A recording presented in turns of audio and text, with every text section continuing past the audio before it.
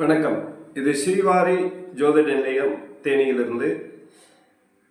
நம்ம நிறைய வீடியோக்கள் அப்லோட் பண்ணுறதா ஒரு இதில் இருக்கோம். இப்போ நம்ம பார்க்கக்கூடிய கண்டென்ட் என்னன்னு கேட்டிங்கன்னா, சனி சந்திரன் சேர்க்கையும் பார்வையும் கணவன் மனைவியினுடைய பிரிவும். சனி சந்திரன் சேர்க்கையும் கணவன் மனைவியுடைய பிரிவும் சனி சந்திரனோட பார்வையும், இதுதான் டாபிக்.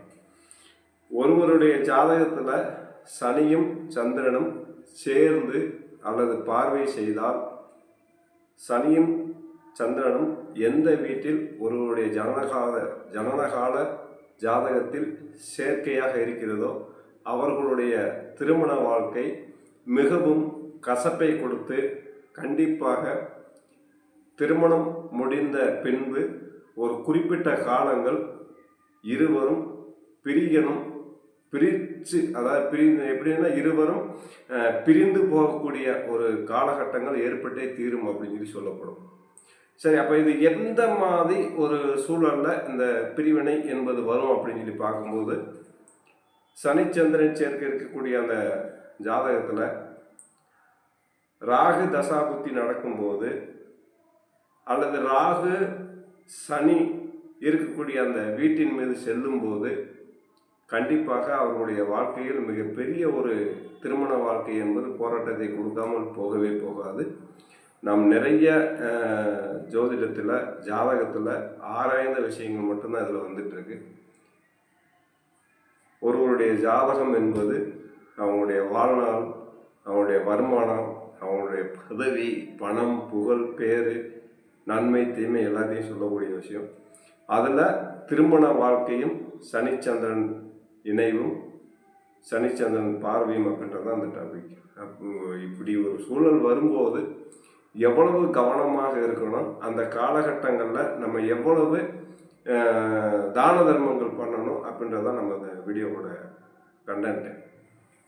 இப்போது உங்களுடைய ஜாதகத்தில் சனிச்சந்திரன் சேர்க்கையாக இருக்கும்போது அல்லது அந்த சனி மீது செல்லக்கூடிய ராகுவோ அல்லது சனி மீது செல்லக்கூடிய சூரியனோ அல்லது சனி மீது சந்திரன் மீது செல்லக்கூடிய செவ்வாயோ, இவங்க இந்த நான் சொன்ன அந்த அதாவது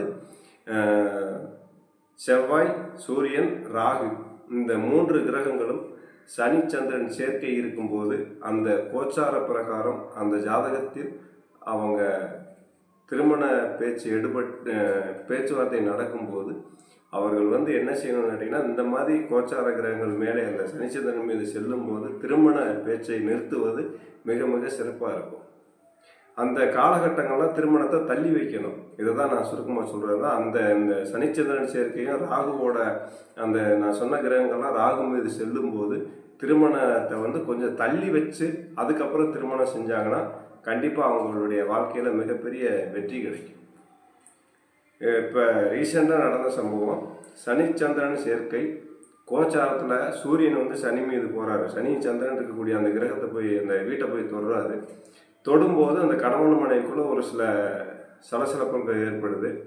அப்போ ஏற்படும் போது என்ன கேட்டிங்கன்னா, அவங்களுக்குள்ள ஒரு அவ்வளோதான், அந்த கிரகங்கள் ஏறி நின்று ஒரு வாரத்தில் அவங்களுக்குள்ள கடுமையான போராட்டமாகி இருவரும் பிரியக்கூடிய ஒரு சூழல் வந்துடுது. பிரியக்கூடிய சூழல் திரும்ப மறுபடியும் பெரியவங்கெல்லாம் சேர்ந்து பேச்சுவார்த்தை பண்ணி சரி பண்ணி வைக்கிறாங்க. வைத்த பிறகு கூட அந்த சனிச்சந்திரன் சேர்க்கையும் போது சூரியன் செல்லும் போது கிட்டத்தட்ட ஒரு 6 மாத காலங்கள் அவங்களுக்கு மிக மிக கடுமையான போராட்டமான வாழ்க்கையெல்லாம் கொடுத்துக்கிட்டே இருக்கு கண்டினியூவாக. கடைசியில் இப்போ இன்னைக்கு அவங்க ஜாதகம் பார்க்க வரும்போது, சாமி நாங்கள் கோர்ட்டில் கேஸ் போட்டிருக்கோம், இதை ஜெயிக்குமா ஜெயிக்காதான், அவங்களுடைய கேள்வியே அதுதான்.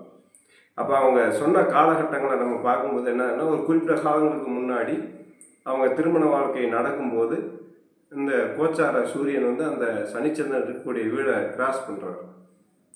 கிராஸ் பண்ணி போகும்போது அவங்களுக்கு ஒரு மிகப்பெரிய போராட்டமே நடந்திருக்கு. அதை நான் எடுத்து சொல்கிறேன் அவங்ககிட்ட. இந்த மாதிரி ஒரு போராட்டம் நடந்துச்சுன்னா 100% உண்மை சாமி, இப்படி நடந்திருக்கு அப்படின்றது அவங்க மறுப்பே தெரிவிக்க முடியல. அந்த பொண்ணோட அம்மா ஒரே அழுக, இது எப்படி இவ்வளோ கரெக்டாக உங்களால் சொல்ல முடியுது? அந்த சனியும் சந்திரனும் இருக்கக்கூடிய அந்த வீட்டில் சூரியனோ ராகுவோ அல்லது செவ்வாயோ செல்லும்போது திருமண வாழ்க்கையை ஒரு ஆட்டி பார்த்துக்கிட்டு போகும் அப்படின்னு உறுதியாக சொல்ல முடியும். அப்போ இதுக்கு என்ன செஞ்சுக்கலாம் அப்படின்னா, அந்த மாதிரி காலகட்டங்களில் சிறந்த ஜோதிடராக இருக்கக்கூடிய மனிதர்கள் நம்ம என்னை போன்றவங்க அவங்களுக்கு எடுத்து சொல்லி ஒரு சிறிய தான தர்மங்கள் செஞ்சு, இல்லை அந்த காலகட்டத்தில் இந்த திருமண காரியத்தை வந்து ஒரு வருடமோ 6 மாத காலமோ தள்ளி வைத்து பேசுவது சிறந்த பலனை தரும் என்பதை உறுதியாக சொல்ல முடியும். இப்போ ஒருவருடைய ஜாதகத்தில் ஒரு விஷயங்கள் நடந்துகிட்டு தான் இருக்குது. அதை நம்ம தெளிவாக எடுத்து சொல்லும்போது கண்டிப்பாக அவங்க வாழ்க்கையில் மிகப்பெரிய வெற்றி கிடைக்கும் அப்படின்றத சொல்லி உங்களிடமிருந்து தற்காலிகமாக விடைபெறுகிறேன். பிரசன்ன ஜோதிடர் தேனீஸ்வரன். நன்றி, வணக்கம். வாழ்க வளமுடன்.